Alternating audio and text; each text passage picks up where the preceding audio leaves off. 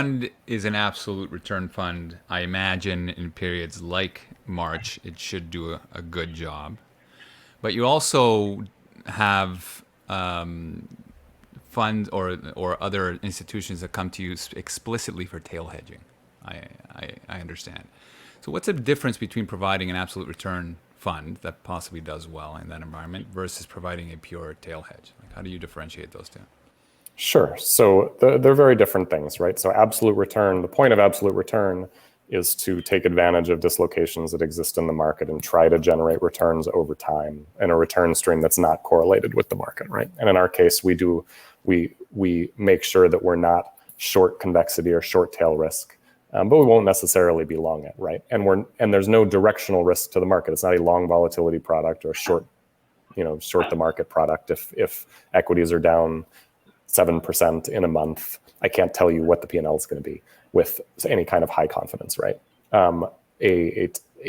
Typically, when a large asset owner is having a conversation about tail hedging, they're thinking about something very, very different than that, right? They're thinking, I own $10 billion of equities. What I'd really like to do is find a way to set aside a hedge budget of 1% to cover theta costs and some potential Vega mark to market if I have some options that go down.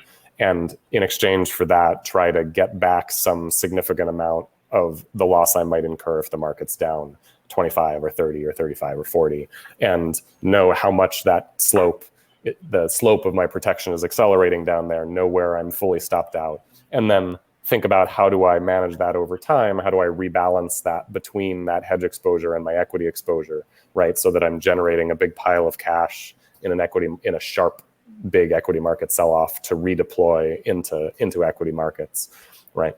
That's an extremely different conversation. And so the portfolios around that generally are fairly simple, right? You're putting, it's a long-term strategic program where you're targeting certain convexity profiles and range of cost of carry, clearly very specifically defensive, always going to have some uncertainty about how does it perform in X scenario, but a lot more specificity around that than you would from some absolute return product, right? That, again, it isn't targeting any kind of particular convexity profile to underlying equity markets.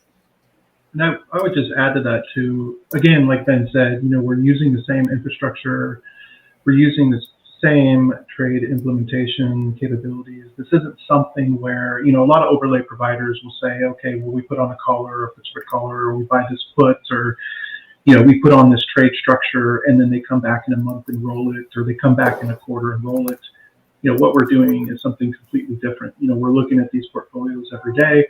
We might not trade them every day, but we certainly probably are every week, slowly rolling the exposures forward in bits and pieces, participating with the volumes on the exchange, and never going out to market and trading, thousands or tens of thousands of options all at the same time.